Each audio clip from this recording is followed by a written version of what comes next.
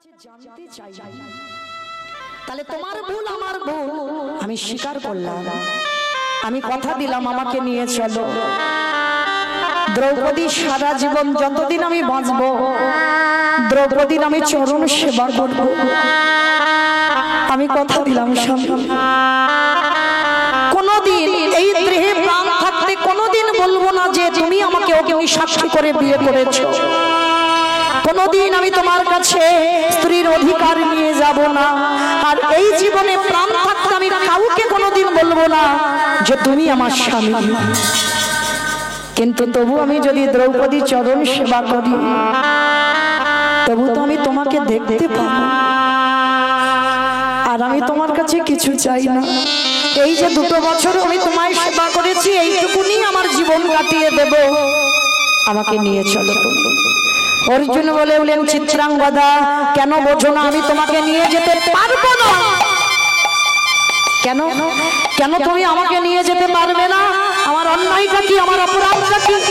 অগ্নি সাক্ষী করে তো আমার বাবা তোমাকে সঙ্গে দিয়ে দিয়েছে, আর তুমি আমাকে নিয়ে যাবে না কেন? অর্জুন বললেন তোমাকে নিয়ে যাব না তার একটাই কারণ, তুমি হলেন ছোট জাতের মেয়ে।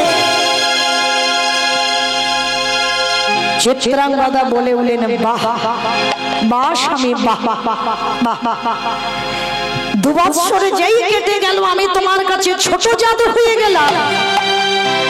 ছি ছি ছি ছি, এত নোংরা মন তোমার আমার জানা ছিল না। আমি যদি কোনোদিন জানতাম তোমার এমনই মন আমি কোনোদিন তোমাকে বিয়ে করতাম না। বেশ, তুমি যে মুখে আমাকে বলেছো আমি ছোট জাতের মেয়ে, যাও চির জন্মের মতো আমি তোমাকে বিদায় দিলাম। আর এই জীবনে প্রাণ থাকতে কোনোদিন স্ত্রীর অধিকার নিয়ে তোমার কাছে যাব না। ফিরে যাও, আর কোনোদিন ভুল করে তুমি আমার কাছে আসবে না। যাও, সকাল হলে তুমি এখান থেকে চলে যাবে। তৃতীয় পাণ্ডব অর্জুন সকাল হতে চিরজন্মের মতো চিত্রাঙ্গদাকে মণিপুরে রেখে চলে গেল। চিত্রাঙ্গদা মনে মনে করলো এই মুখ আমি কাকে দেখাবো? আমার দাস দাসীরা সবাই আমাকে দেখে বলবে আমি এমনই কলঙ্কিনী দ্বিচারিণী, আমার স্বামীকে ধরে রাখতে পারলাম না। এর থেকে যদি আমার মৃত্যু হয়ে যায় তাতে অসুবিধা নাই। চিত্রাঙ্গদা প্রাণ ত্যাগ করবে বলে ছুটতে ছুটতে সবে নদীর জলে ঝাঁপ দিতে যাবে, পিছন থেকে কে যেন এসে চিত্রাঙ্গদার হাতটা ধরেছে। দাঁড়াও, তুমি অন্যায় করেছো, তোমার স্বামী অন্যায় করেছে, তোমার গর্ভের সন্তান তো কোনো অন্যায় করেনি। স্বামী চলে যাচ্ছে তবে জানতে পারলো সে মা হবে, স্বামী থাকাকালীন জানতে পারলো না। আর অর্জুন তো শুনেই গেল না। আরো চিন্তায় পড়ে গেল চিত্রাঙ্গদা। দয়াময়, এই সন্তানের পিতৃ পরিচয় আমি দিতে পারবো না। আবার আমি যদি গঙ্গায় ঝাঁপ দিই আমি অপরাধ করেছি, ওর বাবা অপরাধ করেছে, ও তো অপরাধ করিনি, তাহলে ওকে মারবার ক্ষমতা আমার নাই। ফিরে গেল চিত্রাঙ্গদার বাড়ি।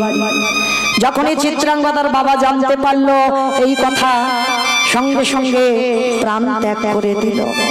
চিত্রাঙ্গদা একাকী হয়ে গেল। আর তাতে মণিপুর রাজ্যে সবাই বলে উঠল চিত্রাঙ্গদা দ্বিচারিণী, চিত্রাঙ্গদা কলঙ্কিনী, চিত্রাঙ্গদা অসতী। প্রতিদিন ওই ভগবানের কাছে কাঁদে আর বলে দয়া কেউ জানুক না জানুক তুমি তো জানো আমি দ্বিচারিণী নই, আমি কলঙ্কিনী নই। দয়া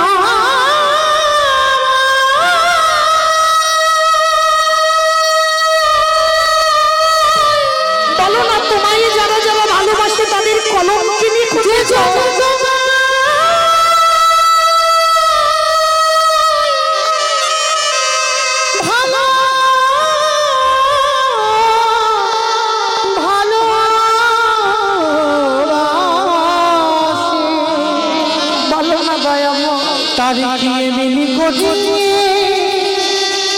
কাঁদিতে কাঁদিতে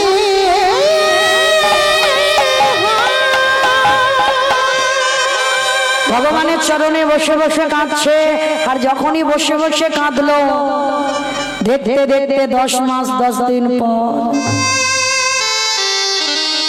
চিত্রাঙ্গদার কোল আলো করে একটা ফুটফুটে পুত্র সন্তান এলো। সূর্যের মতো তেজ তার, সূর্যের মতো জ্যোতি তার। ওই চিত্রাঙ্গদা হলোই তার বাবা, চিত্রাঙ্গদা হলোই তার মা। আদর করে ছেলেটার নাম রেখেছিল বব্রবাহ। ছেলেটার নাম রাখলো বব্রবাহ। দিন গেল, মাস গেল, দেখতে দেখতে ছেলেটা বড় হলো। অন্যান্য বন্ধুদের সঙ্গে খেলা করে, সবার বাবার নাম বলতে পারে। আর এই যে বব্রবাহনকে যখন জিজ্ঞাসা করে তোর বাবাকে, বলতে পারে না। একদিন ছুটতে ছুটতে মার কাছে এসেছে, মা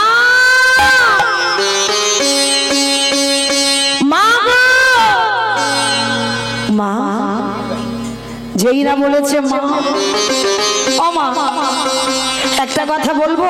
বব্রবাহনের 5 বছর বয়স। কি কথা রে বাবা? আচ্ছা মা, তুমি শীতেতে সিঁদুর পরো, হাতে শাঁখা পরে আছো, তার মানে আমার বাবা তো আছে। ও মামা, কে আমার বাবা? আমার বন্ধুরা সবাই বাবার নাম বলতে পারে, আমি তো আমার বাবার নাম বলতে পারি না। এই, তোর বাবার নাম শুনবি? তোর বাবাকে দেখবি? চল। বব্রবাহনের হাতটা নিয়ে গেল টানতে টানতে ভগবানের চরণে। ওই যে কালো শশী দাঁড়িয়ে আছে, ওকে জিজ্ঞাসা কর। ও যদি কোনোদিন তোর বাবার পরিচয় দেয়, তবে তুই সেই দিন বাবার পরিচয় পাবি। আর যদি আজকের পর থেকে কোনোদিন জানতে চাস যে তোর বাবাকে, সেই দিন তোর মায়ের মৃত্যু মুখ দর্শন করবি। চিত্রাঙ্গদার কথা শুনে বব্রবাহন কোমরটা জড়িয়ে ধরে বলল, মা আমি কথা দিলাম, বাবার কথা বললে তুমি যখন কষ্ট পাও, আমি কথা দিচ্ছি জীবনে কোনোদিন আমি আমার বাবার কথা জানতে চাইবো না। এই দেহে প্রাণ থাকতে আমি জানতে চাইবো না আমার বাবা। দেখতে দেখতে সেই বব্রবাহনের বয়স হলো আজকে 20টা বছর। 20 বছরের ছেলে একদিনের জন্য জানতে চায় না তার বাবাকে, কিন্তু 20 বছরের ছেলেটা জানে আমার বাবা বেঁচে আছে। কারণ মায়ের শীতের সিঁদুর আছে, হাতে শাঁখা আছে। রাতের অন্ধকারে মা নিজে মালা গাঁথে, সেই মালা সকালবেলা গঙ্গার জলে ভাসায়। কারণ বব্রবাহন বড় 20 বছরের ছেলে, মানে প্রাপ্ত যৌবন বয়সের ছেলে, সে ভালো করে জানে তার বাবা জীবিত। কিন্তু বাবা আজকে সেই অশ্বমেধ যজ্ঞের ঘোড়াটা 20 বছরের ছেলে বব্রবাহন ধরে বাবা যেখান থেকে গিয়েছিলাম বাবা সেখানে এলাম। কৃষ্ণ অর্জুন ঘোড়াটা ছাড়াতে এসেছে মণিপুর রাজ্যে। এইবার বব্রবাহন ঘোড়াটা নিয়ে মার কাছে গেছে। অমা, মা গো, 20 বছর পরের কথা বলছি। ওমা মা, কি সুন্দর একটা ঘোড়া ধরেছি, দেখো কি সুন্দর সাজানো, মনে হচ্ছে কোনো যজ্ঞের ঘোড়া। ওমা, ওই দেখো ঘোড়ার গায়ে কি লেখা আছে জানো? প্রথমে লেখা আছে 1 নম্বর দিয়ে যুধিষ্ঠির। বলে বাবা ও তো হস্তিনাপুরের রাজা, নামটা শুনেছি। বলে জানো মা, তারপরে লেখা আছে মধ্যম পাণ্ডব ভীম। তা মা বলছে বাবা হয়তো তোর ভাইটাই কেউ হবে, ওই জন্য নামটা লেখা। বলে জানো মা, তারপরে লেখা আছে তৃতীয় পাণ্ডব অর্জুন। যেই না নামটা শুনেছে চিত্রাঙ্গদা বলে উঠলেন, ছেড়ে দে, ছেড়ে দে বাবা, ওই ঘোড়াটাকে তুই ছেড়ে দে। কারণ ওই ঘোড়াটা যদি তুই ধরে রাখিস, তাহলে ওই ঘোড়ার জন্য আমি মারা যাব, তুই মারা যাবি, আমার গোটা রাজ্য ধ্বংস হয়ে যাবে। মা, তুমি এরকম পাগলিনী হয়ে গেলে কেন? আমি যুধিষ্ঠির কথা বললাম, তুমি চিৎকার করে উঠলে না। ভীমের কথা বললাম, তুমি চিৎকার করে উঠলে না। কিন্তু এই 3 নম্বরের নাম অর্জুনের কথা বলতে তুমি চিৎকার করে উঠলে কেন? খোকা, আমি তোর বাবার পরিচয় দিতে পারবো না, পাপ কোনোদিন লুকায় না, সাগর কোনোদিন শুকায় না। 20 বছরের ছেলের আর কি জানতে বাকি রইল?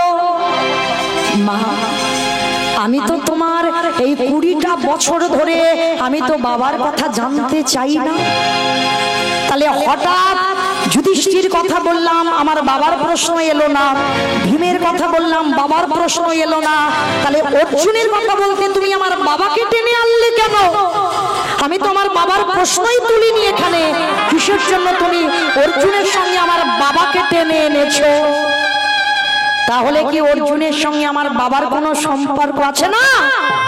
না বাবা না, আমি তোকে কথাটা বলতে পারবো না, হাজারবার জানতে চাইলে আমি তোকে বলতে পারবো না। মা, বাহ বাহ মা বাহ, জগতে তুমি সতী নারী হয়ে থাকবে, আর এই সমাজে তুমি আমাকে যারো সন্তান করে তুলেছো। আমার পিতৃ পরিচয় নেই, আমি 20টা বছরের ছেলে। সবাই আমায় প্রশ্ন করে, আমার বাবাকে আমি বলতে পারি না, সমাজ আমাকে জারক সন্তান বলে, তবু কোনোদিন আমি তোমাকে প্রশ্ন করি না, কারণ তুমি বলেছো বাবার কথা বললে আমি নাকি তোমার মরা মুখ দেখবে। কোনোদিন আমি জানতে চাই না, কারণ আমি জানি তুমি আমার বাবা, তুমি আমার মা, তুমি আমার আজকের এত বড় করেছো, কিন্তু আজকের আমি তোমায় ছাড়বো না। অর্জুনের সঙ্গে আমার বাবার কি সম্পর্ক তোমার বলতে হবে। আজ আমি বড় হয়েছি মা, আর আমি সেই ছোট্ট ছেলে নেই।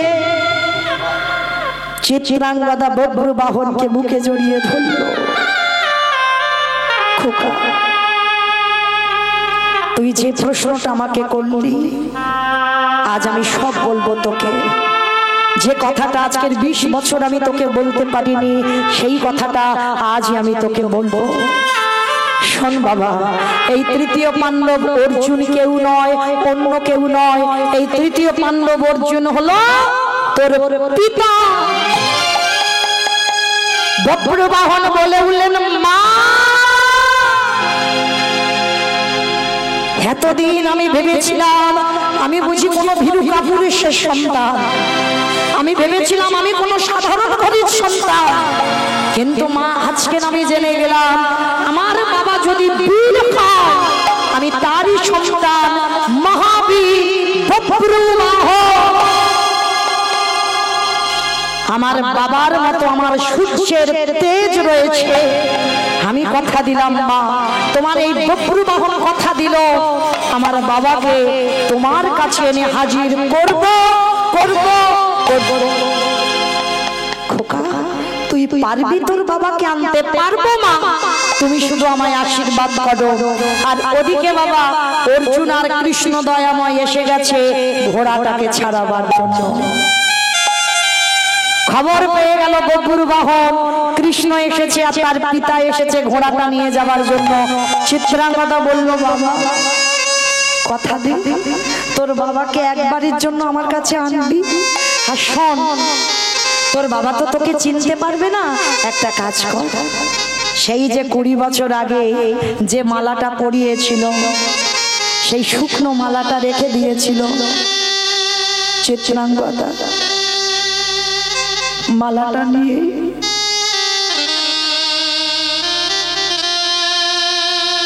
বব্রবাহনের হাতে তুলে দিয়েছি।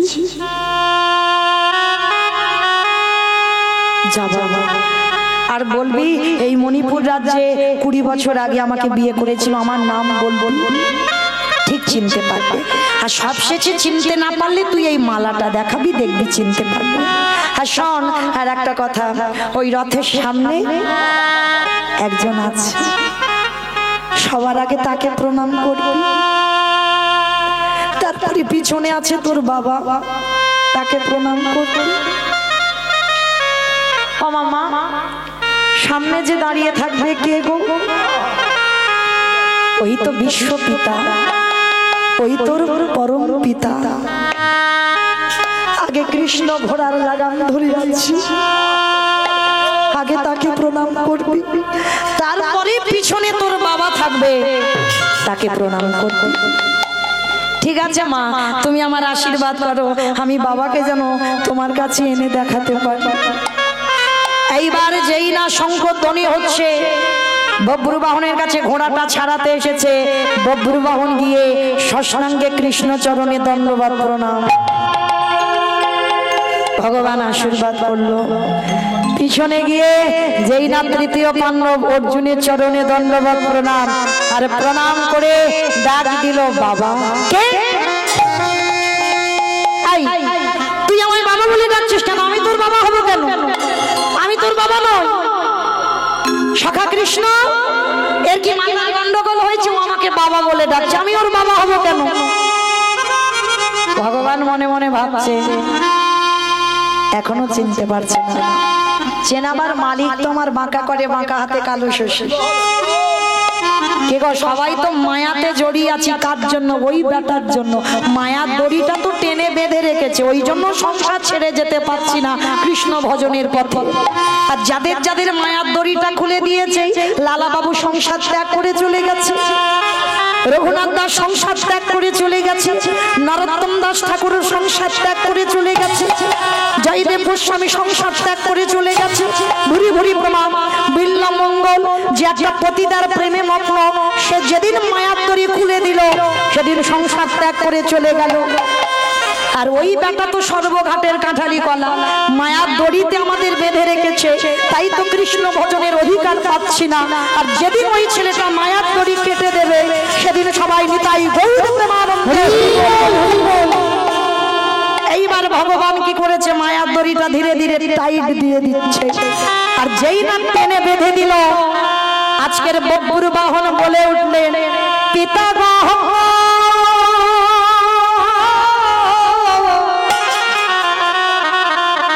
তুমি মনে করে দেখো 20 বছর আগেকার কথা। তুমি বনবাসী আশাকালে আমার মা চিত্রাঙ্গদাকে তুমি বিয়ে করেছিলে। 2 বছর আমার মাকে রেখে দিয়ে 2 বছর পরে তুমি হস্তিনাপুরে ফিরে গেলে।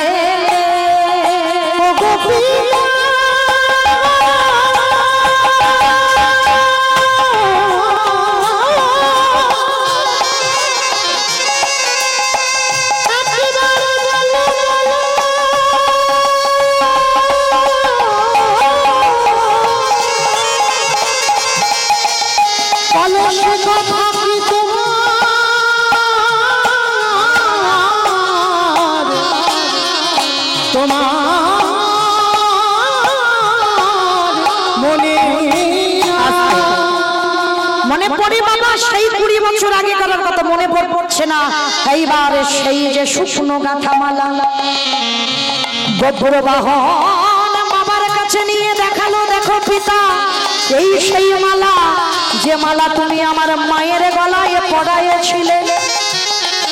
আর ওদিকে ভগবান মায়ার দড়িটা ভালো করে টাইট করে দিয়েছে। আর যেই না টেনে বেঁধে দিল ভগবান, যেই না বেঁধে দেওয়া, ওদিকে অর্জুনের মনে পড়ে, সত্যি তো আমি 20 বছর আগে চিত্রাঙ্গদাকে বিয়ে করেছিলাম, সবটাই মনে পড়ে যাচ্ছে। তাই তো, তবে কি আমি 2 বছর পরে ফেলে চলে গিয়েছিলাম আমার ভালোবাসার ফসল এই বব্রু বাহন? আমি তো বুঝতে পারছি না। আর যেই না মালাটা চিনতে পেরেছে, সঙ্গে সঙ্গে অর্জুন ওই বব্রু বাহনকে খোকা রে ওরে আয় আয় আমার বুকে আয় রে নিতাই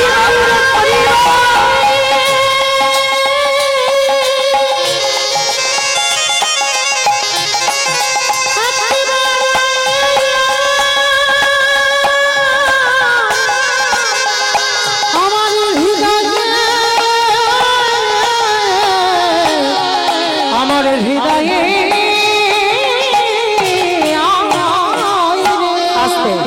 যেই না বাবা আজকের বব্বুর বাহনকে বুকে জড়িয়ে ধরে বলল, খোকা। ভগবান বলে, বাবা বাবা, বেটা তো ঠিক চিনতে পেরে গেল। এদিকে আমার গঙ্গার অভিশাপটা কি করে এবার ফলবে? ভগবান এবার মায়ার দড়িটা ধীরে ধীরে খুলছে। এরকম বদমাস দেখেছো? সর্বঘাটে বেটা আছে, ও সবার, ও কারোর একার নয়। এক্ষুনি গিরোটা বেঁধে দিল, আর এক্ষুনি আস্তে আস্তে খুলছে। আর যেই না মায়ার দড়ি খুলে দেয়, আর যেই না খুলে দিয়েছে, সঙ্গে সঙ্গে বাবা মায়াটা কেটে গেছে, সব ভুলে গেছে। আর যেই না ভুলে গেছে বাবা, যেদিন আমার কৃষ্ণ জগৎকে সব বলাবে তবে ভুলবে। এইবারে যেই না অর্জুনে ভুলে গেল, বব্রবাহনকে ঠেলে দিয়েছে, চলে যা, আমি তোর মায়াতে পড়ে কিছুক্ষণের জন্য ভুলে গিয়েছিলাম তুই আমার ছেলে। এই তোর মা হলো একটা দিশারিণী, তোর মা হলো একটা কুলতা, তোর মা হলো অসতী। বব্রবাহন বলে বলেন, অর্জুন তুমি যদি আমার পিতা না হতে, এই মুহূর্তে আমি অস্ত্র দিয়ে তোমার মস্তক ছেদন করে দিতাম। তবে যে মুখে তুমি আমার মাকে কটু কথা বলেছো, আমি দাঁড়িয়ে প্রতিজ্ঞা করিলাম, তুমি যদি আমার পিতা না হতে এখনই মস্তক ছেদন করতাম। তাই আমি তোমাকে বলে গেলাম, কাল সকালবেলা আমি যুদ্ধের আহ্বান জানিয়ে গেলাম, আমার সঙ্গে যুদ্ধ করে তুমি জয়ী হও, তবে তুমি তোমার ঘোড়াটা নিয়ে হস্তিনাপুরে ফিরতে পারবে। ওগো পিতা,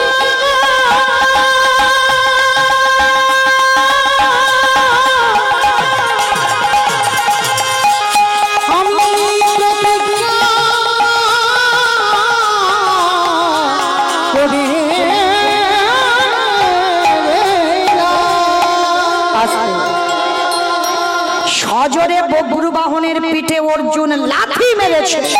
দূর হয়ে যা অপদার্থ, কার কোন ঘরের সন্তান আজ আমাকে এসে বাবা বলে ডাকছিস? আবার বড় বড় কথা। কাল সকালবেলা যুদ্ধ হবে তোর সঙ্গে আমার, দেখা যাক ওই যুদ্ধে কে জয়ী হয়। ওই যে বললাম, ঘটবার ঘটাবার মালিক তো একজন, বিশ্বের শ্রেষ্ঠ মালিক কৃষ্ণ দয়াময়। মায়ার দড়ি খুলে দিল, শত্রুতা হয়ে গেল।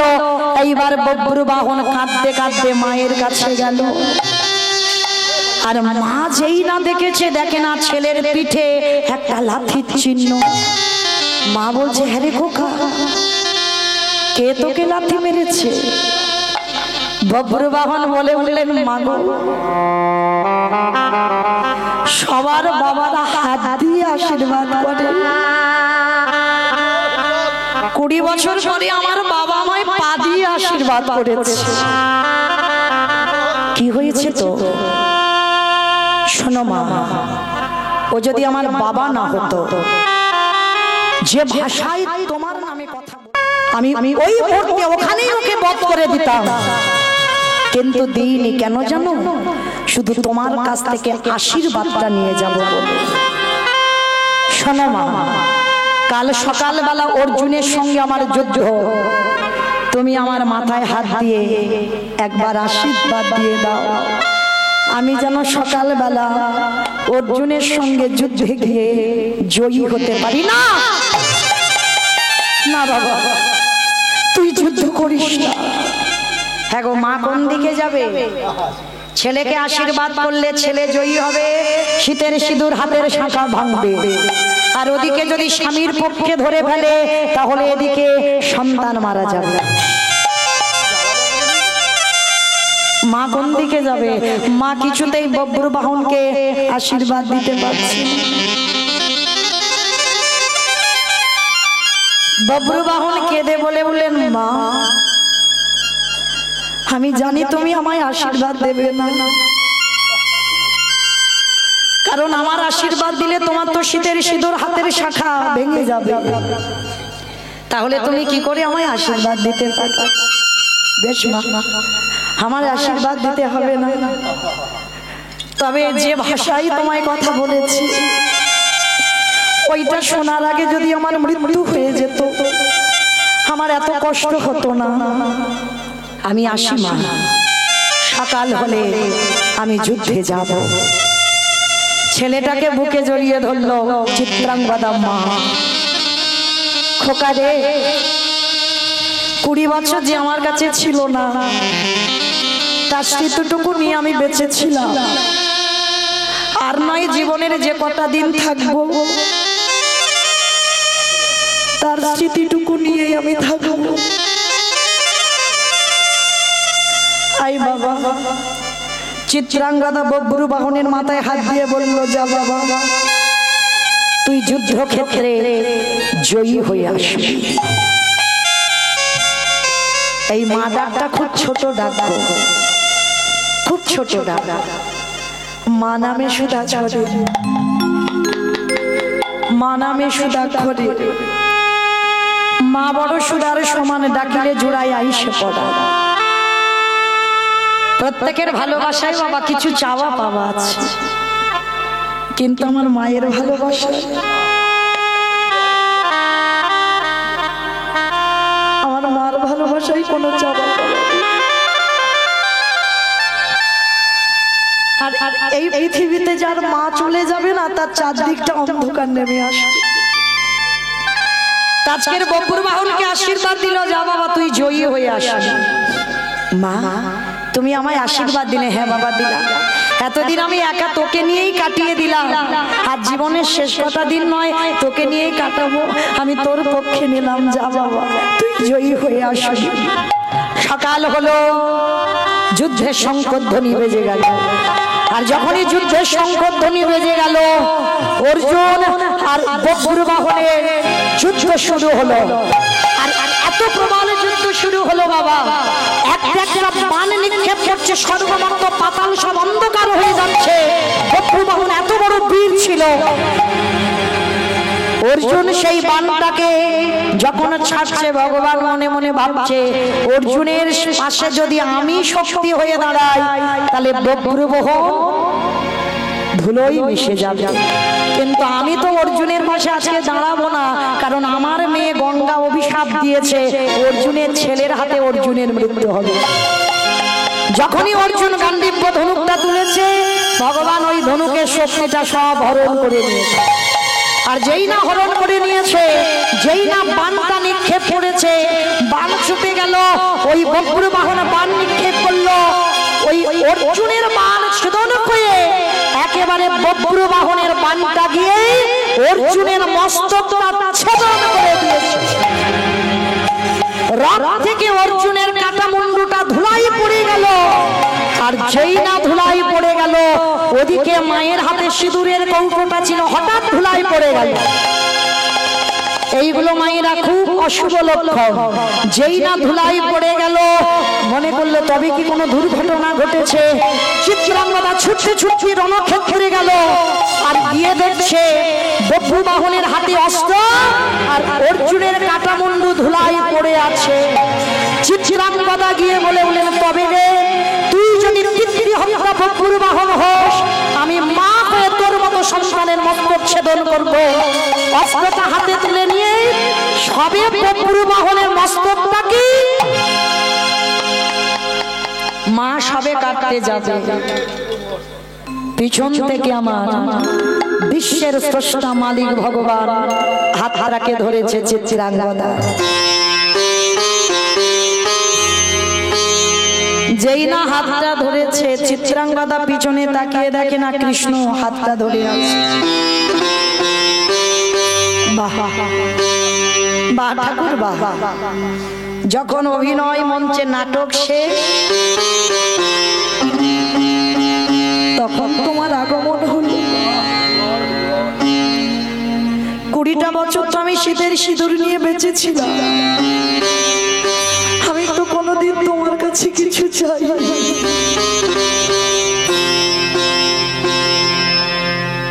এমন সন্তান দিলি,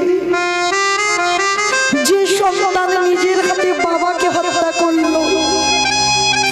আমি তো এইরকম তৈরি করিনি প্রভু। আমার সন্তান কৃষ্ণ ভক্ত হবে, কিন্তু নিজের হাতে ও বাবাকে মেরেছে। ওর মতো পাপী আর ত্রিজগতে কেউ নেই। ভগবান চিত্রাঙ্গদার হাতটা ধরে বলছে, দাঁড়াও চিত্রাঙ্গদা, একটা কথা মনে রেখো, ভুলে যেও না কোনোদিন, পৃথিবীতে যা যা ঘটাবার ঘটনার মালিক হচ্ছে আমি কৃষ্ণ দয়াময়। তোমার ছেলে তোমার স্বামীকে মারেনি, তোমার স্বামীর মৃত্যুর জন্য আমি দায়ী, কারণ তোমার স্বামীর বড় অহংকার হয়েছিল। কুরুক্ষেত্রের যুদ্ধ শেষ করে বলেছিল, আমার মতো বীর বুঝি আর কেউ নেই। আমি সব সহ্য করতে পারি চিত্রাঙ্গদা, ভক্তের অহংকারটা মোটে সহ্য করতে পারি না। কারোর মধ্যে যদি অমিত্র এসে যায়, কারোর মধ্যে যদি অহংকারটা এসে যায়, আমি চেষ্টা করি তাকে ধুলোর সঙ্গে মিশিয়ে দিতে। আর ভক্তের আর একটা বস্তু আমি সহ্য করতে পারি না, যেটা হলো ভক্তের চোখের জল। একবার যদি হরি বল হরি বল হরি বল, একবার যদি ভক্ত কাদা প্রাণে নয়ন জলে ডাকার মতো ডাকে, সারা জীবন ভগবান তার ঘরের দরজায় বন্দী হয়ে যায়। তাই চিত্রাঙ্গদা তুমি কেঁদো না, তোমার স্বামীর অহংকারটা শুধু আমি চূর্ণ করলাম, কিন্তু যারা কৃষ্ণ ভক্ত হয় তাদের কোনোদিনই নিধন করা যায় না, প্রাণ ফিরে পাবে। বব্রু বাহনের কাছে ভগবান গেলেন, বব্রু যাও, তোমার আরো একটা মাতা আছে যার নাম নাগকন্যা উলুপি, উলুপির কাছে যাও, আর উলুপির কাছে গিয়ে ওই মায়ের মাথা থেকে মণিটা আনো, সাপের মাথায় যে মণিটা থাকে, মণিটা আনো, ওই মণিটা এনে তোমার বাবার মাথায় ছুঁয়ে দাও। হরি বল। পরবর্তী দলকে আমার নিমাই দাদাকে বলছি, হরিবাসরে আসতে বলে, আমার লীলা সমাপ্ত। পরবর্তী দলকে চলে আসতে বলে, হরি বল। এইবার যেই না বব্বুর বাহন গেল সেই যে নাগেদের কাছে, আর নাগেদের কাছে গিয়ে উলুপি মার কাছ থেকে মণিটা এনেছে, আর মণিটা এনে বাবা যেই না আমার অর্জুনের মস্তকে ঠেকিয়েছে, সঙ্গে সঙ্গে অর্জুন আবার প্রাণ ফিরে পেয়েছে। অর্জুন প্রাণ ফিরে বলে বলেন, হেদা আজি আমার নতুন করে শিক্ষা হয়ে গেল, এই জগৎ সংসারে ওই যারা যারা তোমার কাছে অহংকার করে দাঁড়ায় যা, তুমি ভগবান হয়ে তারই অহংকারে ততক্ষণ না চূর্ণ করা। তুমি যে ভক্ত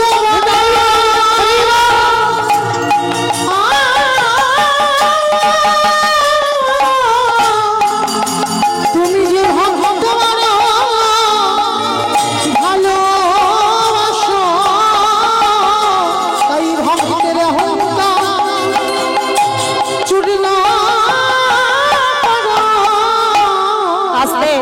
তাই প্রতিটা ভক্ত চরণে আমার নিবেদন, মায়েরা কেউ যেন ভুল করে ভগবানের কাছে অহংকার করে বসো না। কেন? আজকে তৃতীয় পাণ্ডব অর্জুনের সঙ্গে যে সখা কৃষ্ণ সর্বদা ঢাল হয়ে দাঁড়িয়েছিল, সেই সখা কৃষ্ণ অর্জুনের অহংকার চূর্ণ করে দিল। তাহলে আপনারা আমরা তো তুচ্ছ। তো আজকে জগৎ সংসারে যেই না অর্জুন প্রাণ ফিরে পেয়েছে, মনে পড়ে গেল চিত্রাঙ্গদা মার কথা, মনে পড়ে গেল তারই সন্তান আজকের বব্রু বাহনের কথা। আজ মাঝখানে বব্রু বাহন, একদিকে তৃতীয় পাণ্ডব অর্জুন, একদিকে মাতা চিত্রাঙ্গদা নয়ন ভরে দর্শন করলেন আমার ভগবানের রূপ ও মাধুর্য। প্রভু আজ আমি বুঝেছি এই অহংকার চূর্ণ করেছ, তাহলে অহংকার যখন চূর্ণ করেছ, একবার তুমি যুগল রূপে আমরা তিনজনে যেন দিব্য নয়নে দর্শন করতে পারি। মায়েরা বাহ্যিক নয়নে ভগবানকে কোনোদিন দেখা যায় না, ভগবানকে দেখতে গেলে কুলকুণ্ডলী জাগরিত করতে হবে, তোমার ত্রিনেত্রটা খুলতে হবে, আর খুলে চক্ষুটা মুদিত করে যখন তুমি দর্শন করবে, তোমার হৃদয় বৃন্দাবনে ভগবান যুগলে দাঁড়াবে। ভগবান তীর্থে থাকে না, ভগবান বৃন্দাবনে নাই, নবদ্বীপে নাই, ভগবান আছে তোমার দেহ বৃন্দাবনে। যা আছে বিশ্ব ব্রহ্মাণ্ডে তাই আছে তোমার দেহ ভাণ্ডে। যে আমাকে চিনতে পারে সে ভগবানকে চিনতে পারে। এই যে আমি কে এটা যে চিনতে পেরে যায়, তার বাবা আর বাহ্যিক জগতের কোনো মোহতে জর্জরিত হতে পারে না। যে আত্মাকে চিনতে পারে সে আর বাহ্যিক জগতের মায়া মোহতে ডুবে থাকে না।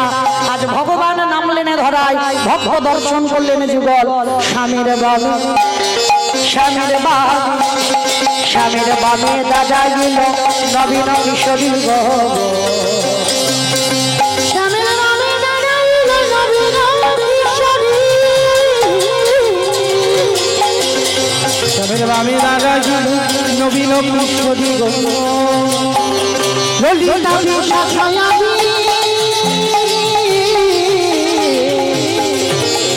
যত সহচরী গো যত আস্তে যাবার সময় দেখি মাইরা সবাই দিকে হাত দুটো তোলো তো দেখো সবাই বাহ পদ্মের পাতা হে পাতায় দিচ্ছে কদজাল পদ্মের পাতা হে পাতায় দিচ্ছে কদজাল গো পদ্মের পাতা হে পাতায় দিচ্ছে কদজাল পদ্মের পাতা হে পাতায় দিচ্ছে কদজাল আদি কেন রাখি মগিরা